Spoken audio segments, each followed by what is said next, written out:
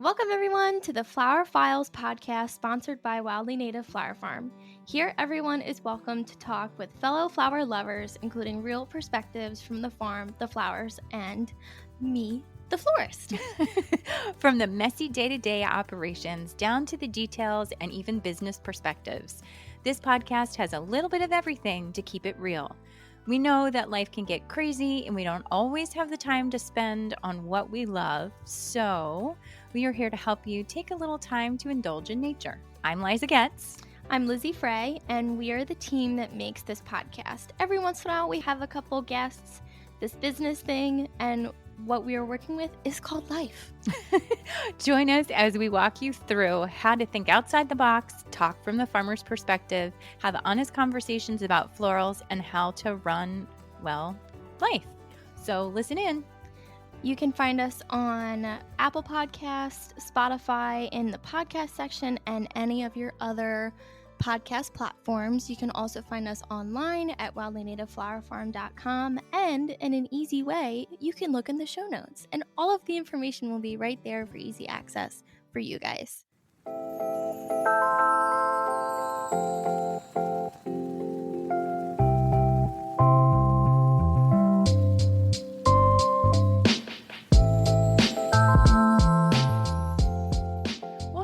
Flower lovers, welcome back to the Flower Files, the podcast where we dig deep, literally, into all things flower growing, design,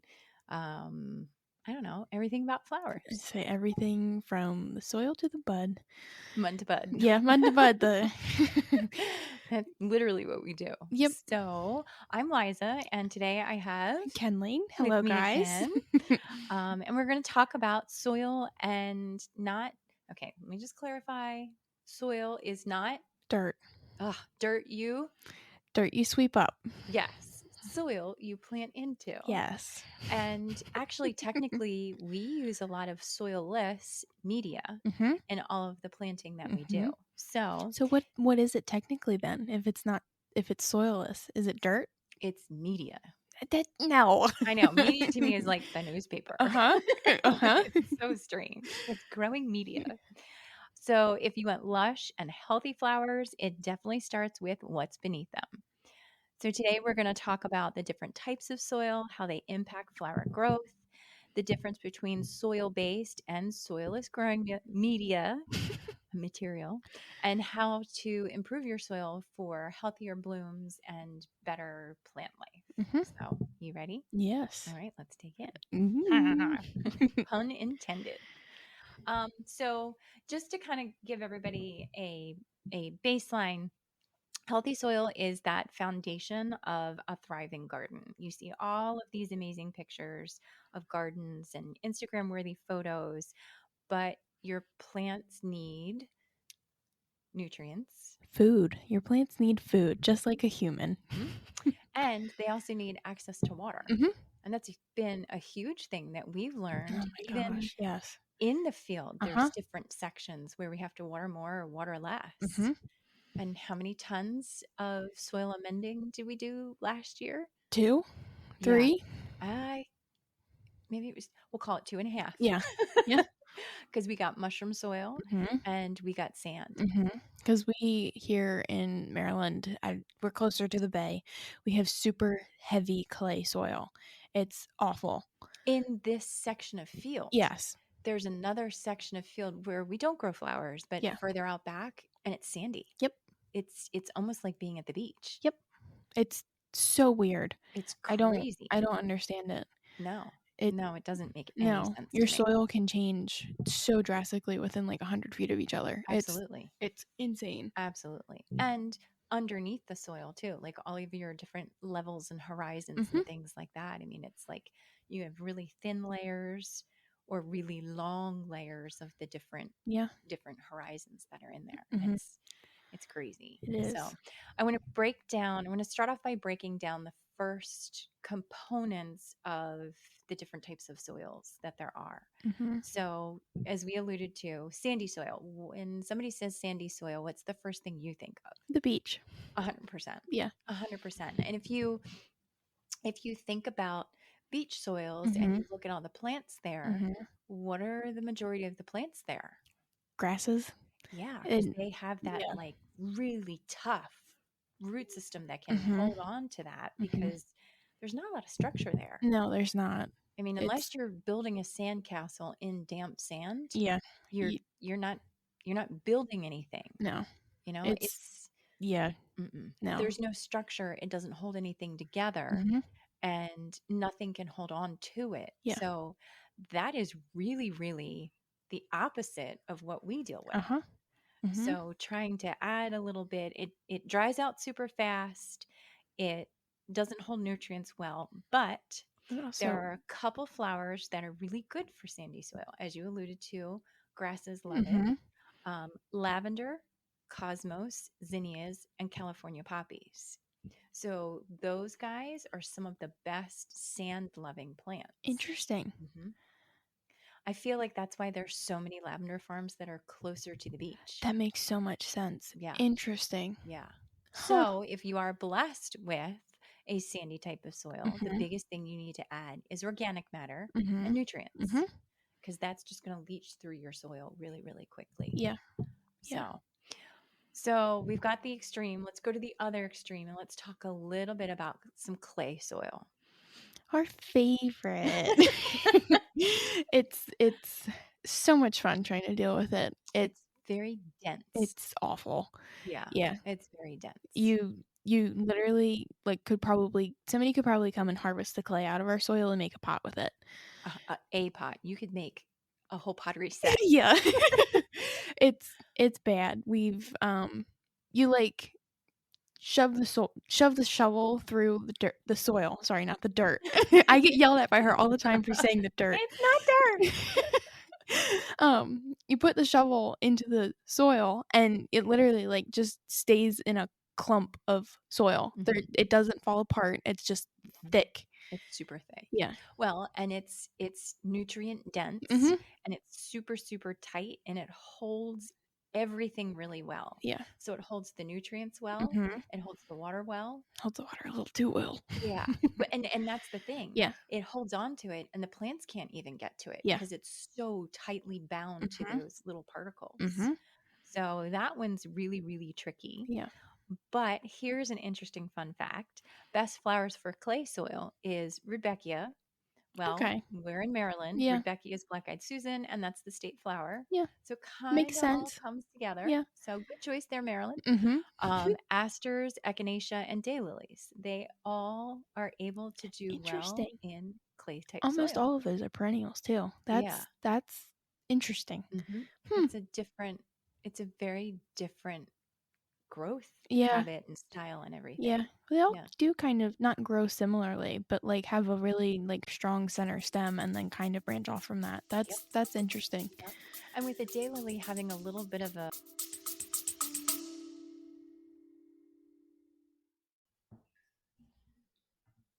Hey guys, Lizzie here. I bet you didn't know this about me, but I am gluten-free, and one of the things that I struggle with is going to the grocery store and finding the foods that fit my dietary needs. What I have been doing for the past couple of months is ordering from Hungryroot. Now, Hungryroot is an online company where you can order groceries off of their website. It's full of produce, crackers, cookies, to muffins, to meats, and all the different types of snacks and things like that. They have made my life so much easier in the process of finding foods that fit my dietary needs. There are filters that you can adjust, such as non-GMO, dairy-free, gluten-free, paleo, different preferences and things like that. So what they have done for us, because they're such a generous company, the Hungryroot team has given us a 40% off discount code on your first box. So if you use the code FLOWER40, and that's capital FLOWER 40 at checkout, you will get 40% off your first box. I'm so excited to team up with these guys. They've made such an impact on my life in the morning and to my day-to-day life, and I hope you experience the exact same thing that I do. All of the information will be linked down below, including the link to where it should already be pre-applied to your cart when you hit the link and go to their website, and I will also add the code at the bottom for easy access in our show notes. I hope you guys have a wonderful day and enjoy your first box through Hungryroot.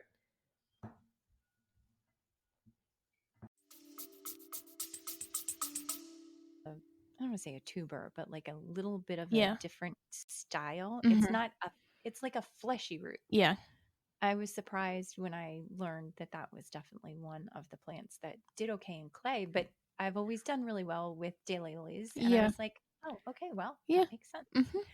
So, how to improve it? You add sand, you can add perlite, and you can add organic matter to all help Mhm. improve that drainage. You're really trying to break that apart and Yeah. just you're constantly amending, Mhm. constantly amending. So, I don't know, how would you even add perlite to it? I feel like it would blow away as you're I dumping it. I know perlite would just Uh-huh. yeah. That's interesting. Mhm. I know you can like add perlite to like smaller batches. I couldn't imagine adding that to a whole field. No way. Yeah. I just can't imagine. Mm-mm. And I don't know from a mechanical standpoint. I think this would work if you had like a raised Yeah. garden Oh bed. yeah, 100%. So if you're You can looking to add like a amend that, bag to it. exactly, Yeah. mix it in because it's contained. Mhm. But trying to add perlite to a field, like, I mean, we added the sand, Mhm. we had the tractor and a scoop, and we had the manure spreader, Yeah. and that worked It great. was wonderful. I can't imagine trying to do that with perlite. No. I don't think the machine would understand that it Mm-mm. had something in it. It No. doesn't weigh enough. No. So you'd almost have to use like a seed spreader, Yeah. like a Yeah. fertilizer spreader Uh-huh. with a funnel system. I Mhm. don't know. I could. That's a negative for us. Yeah. Yeah. So if you guys have a suggestion on that, we would love to hear about how you would Mhm. do that. Um, there's silty soil. So silty soil it retains moisture and nutrients and has a smooth texture. It can get compacted really easily, which then leads to some drainage Yeah. issues. Yeah. You're going to find silty soils kind of closer to stream beds. Yeah. So Yeah. that's where you're going to kind of find those. Mhm. Um, silty soils, people, you that have this, I'm low key jealous because peonies love to live in Hmm. silty soil, as Interesting. well as roses and delphiniums. So it's interesting to me that it can be compacted, but some of the fussiest plants that we have, peonies, roses, and delphinium are so finicky. Yeah. So, and we've always put them in very rich, loamy soil. And I think Interesting. maybe it's too Maybe that's much why for they're them. maybe that's why they're doing better this year because they're in the new patch where it's a little bit thicker. Yeah. Hmm. Yeah. So it's interesting. Yeah. Very, very interesting. The more that I was looking at the plants for the different soil Yeah. types, I was Yeah. like, okay, Huh. okay, okay. The best way to improve it is to add compost and don't step on your garden beds, Yeah. which I mean, Yeah. you want to stay out of them anyway. I'm Mhm. always, when we're laying fabric, I'm like, get out of the row. Like, yeah. um, I'm always like, why didn't this one do great? And then it's like 3 plants that just like don't look good. And she's like, there's a footprint next to it. I was like, I'm sorry. but it's interesting. You can literally, like, Yeah. if you go back and you can see the difference Yeah. in the growth, Uh-huh. it's like, oh, Yeah. It's who stepped on them? yeah, no, definitely. It's also funny trying to like teach people. A lot of people don't realize to like not step on garden beds either, because like some of the new people that we hire that come out and like walk through the field, I'm like, Why?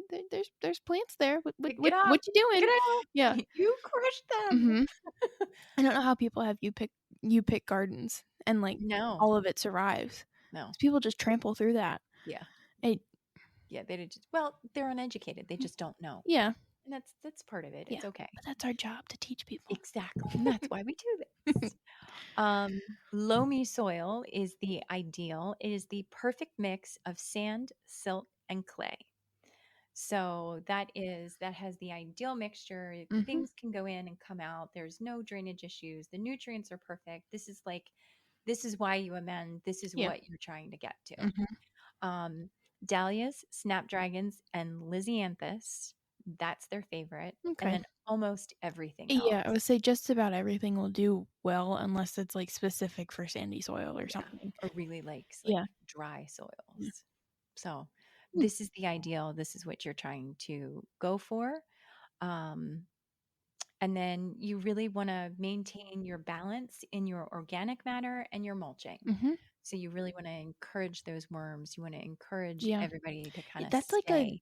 like a new thing this year. Is like not this year, but like in the past couple years, like worm farms. People creating a worm farm for themselves to either use the worm castings or put worms into their compost. It's amazing. It's crazy. I mean, and the worms, well, I work during the day, and then 9 times out of 10 I'm not finished what was on my list mentally, or sometimes I just like being outside at night to check things, to see what's going on. It's quiet. It just She'll send me a Snapchat at 9 o'clock at night with a headlamp on. thanks, Kenley. My Uh-huh. boss. All the time. I'm like, look at this really cool thing I found. Yeah. But I mean, and honestly, sometimes looking for pests and things like Yeah. that, sometimes that's the best time to look. Well, it always happens overnight because you come out the next morning. You're like, where did that go? Like, You're like, what the heck happened? uh-huh. Or where did these come from? Uh-huh. Or Yeah. it's just, but the night crawler population that we have now is unbelievable. It's I've amazing. never, like, not that I mean, I've always been an outside person, Yeah.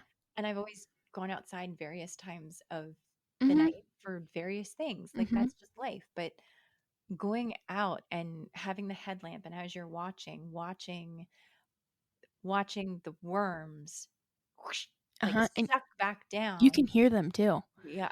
Yeah.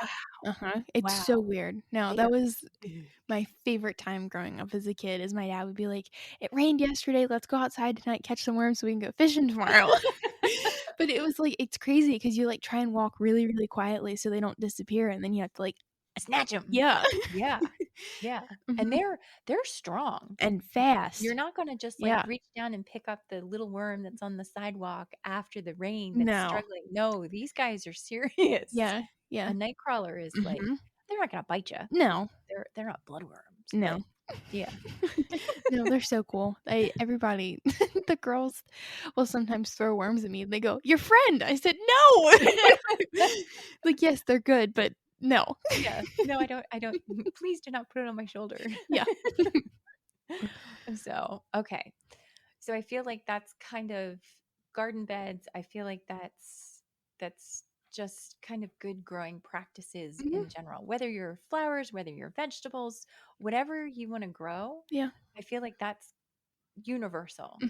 But when it comes to what we grow in the greenhouse, there's other things that live in the soil that we have to be really, really careful with. So I know there's a lot of talk, and we can do an entire podcast on soil blocking. Yeah. And soil blocking is when you have there's a tool, and you mix the soil, and you make these little blocks that are made of soil, and you put the seed in, and they grow, and all of that kind of stuff. For us, from an infrastructure standpoint, It we're doesn't. growing at a scale that it just doesn't work. It doesn't make sense. I feel like it would take us so much longer if we even attempted to do it. Because you have to like mix the soil to be like the perfect consistency of like moisture levels and everything, so that way it stays together. I get that. But then it's extra. I feel like it's just extra work. It is. Yeah. It is. And I'm not afraid of it No. or anything like that. But from a logistics standpoint, I can't get it small enough. The individual cells themselves. Yeah. We grow 128 plants in trays, and some need a dome. Some don't need a dome. Some need bottom water. Some need head water. And all the various factors when you go from tray to tray to tray to tray, that's literally side by side. And how many hundreds of trays are in that greenhouse right now? So many hundreds? Like over 400 trays. Yeah. It doesn't work for us. No.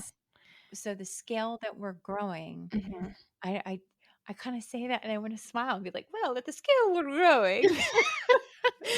But we're growing on such not just a large amount, but on such a rotation and repetitively. It just doesn't work. No.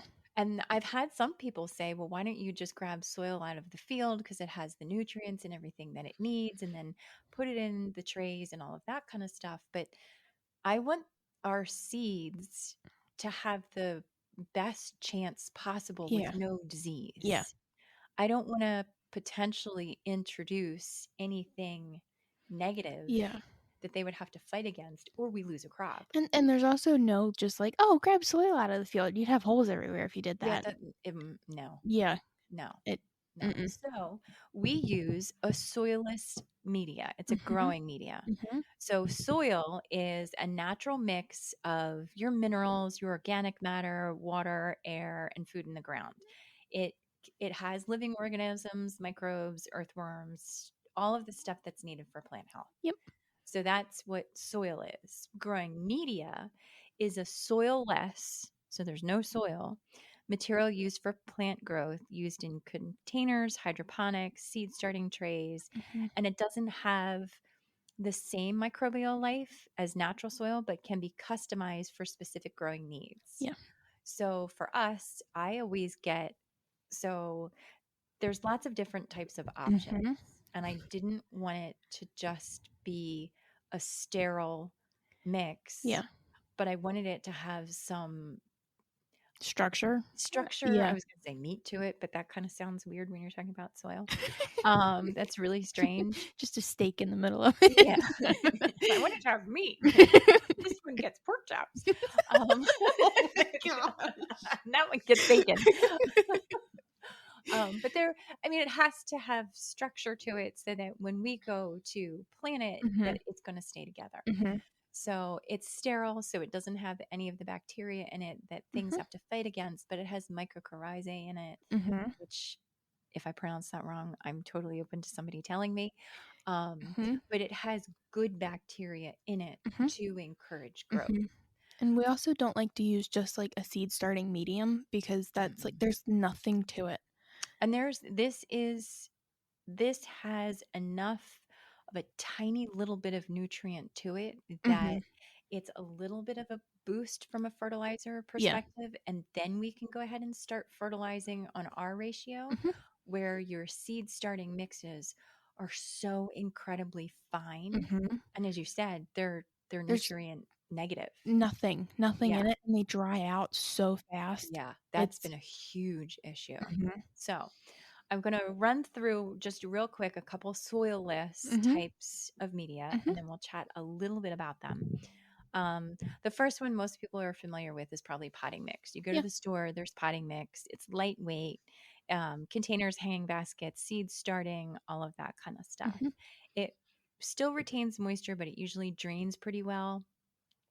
But it has the propensity to dry out faster than your traditional gardening soils do. And there's a huge, I don't want to say debate, but an awareness about sphagnum moss, which again could be a whole other conversation about, do you use it? Do you not use it? Is it okay? Is it not okay? What are, from an environmental standpoint, try to use the ones that maybe don't contain as much, because then you're not pulling from them. Yeah. Or not sphagnum moss, peat moss. Yeah. Sphagnum moss is fine. You can pull that stuff all day long. I mean, peat moss, because it comes from the box. Peat moss and cocoa moss, they can retain some moisture and they stay lightweight. It lacks nutrients, and you've got to add a lot of fertilizers. I've seen a lot of people switching to the cocoa moss kind. Like it's more sustainable. It re-wets more easily, and it doesn't have the environmental impacts of peat moss. Yeah. Then there's perlite and vermiculite. Perlite is super porous. It's great for drainage. Perlite is white, and when you get potting soil, it's the white squishy that you can like crush between your fingers. Oh, it's so satisfying. Where vermiculite is the silvery, almost slippery, layered. I'm trying to think of like something to compare it to of what it looks like. I don't know. It's just like unique. comes apart in layer. It's Mm-hmm. almost like a whole bunch of tinfoil shoved together. Yeah. Kind of. Yeah. And then you can squish it between your fingers, and then your fingers get shiny. Mm-hmm. Like, I don't know. Sometimes we have used vermiculite for some of the long-term, when we were trying to germinate eucalyptus, lisianthus, things that are longer term, because it doesn't allow for algae growth as much, Mhm. and it's light, so it really allows things to kind of pop through. Mhm. But as we continued to experiment, we then realized there wasn't that much of a difference It for us. really didn't have that much of a difference because too, we also ended up buying most of the long-term, like the things that take forever to germinate. Yeah. And if you listen to our episode on the different types of plants and Mhm. whether you should buy them or not, Mhm. one of our previous episodes, we will put that in the show notes. Yes. Um, that way it's the correct number and I'm not just willy-nilly being like, oh, episode 32. No. I knew you were going to say 32. That's so funny. But permite and perlite and vermiculate are both great for improving drainage and aeration, but they're not great as just a simple soilless. You've got compost-based mixes, which are really good for adding organic matter to growing systems. They're Mhm. nutrient-rich and can improve soil health, Mhm. but they can be super heavy for container plants. Yeah. And I think you have to be really careful when you're doing something like that, knowing how it's going to react and trying a Mhm. small section. We worked 3 years ago with a gentleman who's Yeah. developed an amazing soil, Mhm. but it doesn't work for us for seed starting. It Yeah. was too heavy. It didn't hold up for any of the bottom watering. Yeah. It turned the bottom water brown. It Like it smelled. just, Yeah. yeah. And smells and ag all go together. Yes, they We do. use fish fertilizer Mhm. sometimes, and that Mhm. doesn't smell great. But this definitely was not. It you when we say bottom watering, it's literally a tray that holds water. Mhm. That soil or soilless medium would leak into that, and you have to let the water sit in there for a couple days to let it like get the soil to the correct moisture level. But after the like 3 days of letting it sit there, it stunk so bad Yeah, and turned it like almost like a burgundy brown red color. yeah. It was That was the year we had the most issues with disease too. uh-huh. And I feel like Mhm. it was too nutrient rich too Uh-huh. soon for tiny Yeah. seedlings. Now, if you're growing vegetables, go for it. Yeah. That totally made sense Mhm. for peppers and tomatoes and Yeah. all of those types of Yeah. they're bigger seeds. Mhm. But when you're dealing with dust, Yeah. like some of our Foxglove, seeds, snapdragon, they celosia. they can't handle that much of a jolt of Yeah. nutrient. No. We had damping off, we had all Uh-huh. kinds of issues that I was Mhm. just like, absolutely not. Yeah, it was weird. And Yeah, also too with like compost heavy mediums, sometimes they aren't sterile and sometimes right. they have other seeds in them and you're like, what is this? Yeah. Why is there grass intermixed or Yeah. an oxalis? Oh my God. Do you remember the one year we got somebody gave us, they're like, oh, we had this. We just want you to try it, this, that, and the other thing. And we tried a section of it and it was in the hoop house and it was in the perennial section. And it was all of the little sweet grass. Yeah, yes. Oh my Yes. God. I was Uh-huh. like, we threw the whole thing out because Uh-huh. I don't want that then in the field. No. Like, so make sure that what you're planting is Mhm. clean and correct. Mhm. Um, and if you're doing something hydroponic, there's rock wool, there's clay pebbles, like there's Mhm. so many things that's so different for Yeah. Yeah. hydroponics. Um, so does that clarify the difference between soil and media? I think so. One's alive, one's not. Yeah. One's got stuff living in it Yeah. and you can amend it. Yeah. I mean, you could amend your media mix, but if you buy the right media type, you shouldn't have to amend it. Yeah. I mean, if you go to grower shows, they Mhm. have them all out for you to be able to look at the different kinds. And Mhm. potting soil for raised beds or container growing or something like that, there's a lot of different kinds there, and it's Yeah. okay to mix. Yeah, it's 100% okay to mix because that way you figure out what you like, what your plants need best. Like, And if you're doing containers and mhm. say, for example, you want pots of lavender, Yeah. you're going to add more sand to that. Mhm. But if you're going to want to grow a dahlia in a pot, you're going to add a lot more organic matter to that. Yeah. So know your plants, Mhm. and that will help you understand what they need. Mhm. I mean, Yeah. It's kind of like us. Mm-hmm. Know what you need. Yeah. I feel like when it comes to improving your soil for better flower growing, if you want to make your soils or your growing medias last or grow even better, couple quick easy tips. Number one is always add organic matter, compost, aged manure, leaf mold, all of that kind of, and I don't mean moldy leaves, but like leaves that have broken down Yeah. into compost. Mm-hmm. You can use a cover crop. You can use clover or buckwheat or something along those lines. Mm-hmm. There's so many different things that you can add for cover crop because it will add nutrients back into the soil. You just Mm-hmm. till it right in Mm-hmm. or chop it down and add it in. Yeah. I think the only issue with us trying to do cover crop is the roots afterwards, which I Yeah. know you rototill it, it like ends up going away, but you have to do it so soon. Yeah. It like we've done it a couple times, but our turnover rate I think is too quick for that. And I struggle with it too because I like leaving all of our Yeah. plants in for the birds for the Mm-hmm. entire season. Mm-hmm. And they're there. Yeah. They're there the entire so we leave everything in Yeah. there. In the entire season, she means over the winter. Yeah. Because birds need food in the winter. Absolutely. Mm-hmm. And we literally last week just started pulling because we've got to get ready Yeah. for the cool season in Mm-hmm. that block. Everything else is still sitting. Yeah. I mean, Yeah. and a lot of seed heads are empty. Mm-hmm. But another thing, if you're not sure what kind of soil you have, you can probably go to your local garden center. And I don't mean big box store, I mean like an actual garden center. There's going to be somebody there who knows what to do with it and get your soil tested. Mm-hmm. If you have access to your local extension office, there are people in there who love to talk about this stuff. Mm-hmm.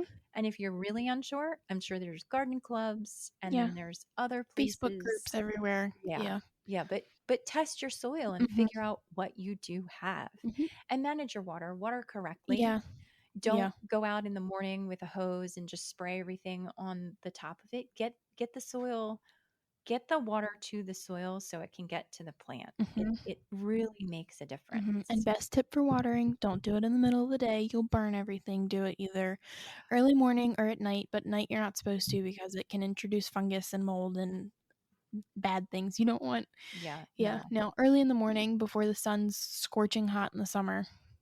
That's the best time to do Because it. it also gives the plant time to soak it up and be ready to take on the heat. Fight the sun, but they practically are fighting the sun with how hot it's been getting in these past couple summers. For sure. Yeah. For sure. So, no. But that wraps up our, dare I say, deep dive. Was our profile on soil. There you go. Yeah. Our profile on soil types and growing media and looking at the difference between the two of them. I don't think it matters if you're working with sand, loam, soilless. I hope this episode clarifies some of the mystery behind soil and dirt. Now, Dirt is a dirty word. Oh my word. No. A lot of people are intimidated by what their soil is and everything. Just take your time. Don't stress yourself out. And get into it. Yeah. Just the best thing you can do is to just do it. And get your hands dirty. Yeah. Get your hands dirty and get into it. So if you enjoyed our episode, don't forget to subscribe, leave a review, share it with a fellow flower grower. And if you want my free guide on leveling, if you would like my free guide on, is it my or our? I think it should be our. If you would like our free guide on how to level up your cut flower garden, make sure you check out the link in the show notes and make sure you've gotten that. So until next time, happy planting and may your flowers bloom beautifully. Fancy. I got it out without being a bumbling, babbling baboon. Oh my gosh. Toodle, bye.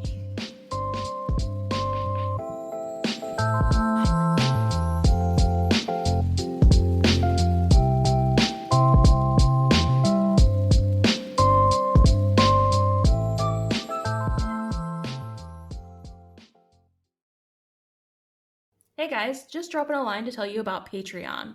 So I asked them, meaning Mom and Amber, what is Patreon anyway? Because I honestly had no idea. So we're going to explain it to you from our perspective so that you understand and so that I understand. Because the first time I saw it, I was like, Patron? We're drinking tequila? Great. So Patreon is for less than a cup of coffee, those fancy coffees that y'all like, a day, you can sign up to become one of our members. A little family. Exactly. And what does that get us? It gets us some freebies, some special episodes that other people do not get access to. You can interact with us on a special platform where we can ask you questions and interact with you. It's tons of fun. Mm-hmm. And even on those special episodes, we might be less censored than we are already. And we're going to have a couple fun ones that we can just kind of throw in there and talk about and laugh and go on tangents and have fun. So I hope that you all enjoy it because we're going to have fun along the way. We're crazy excited. Thanks, guys. Yeah. Back to the episode now. Bye. Gracias.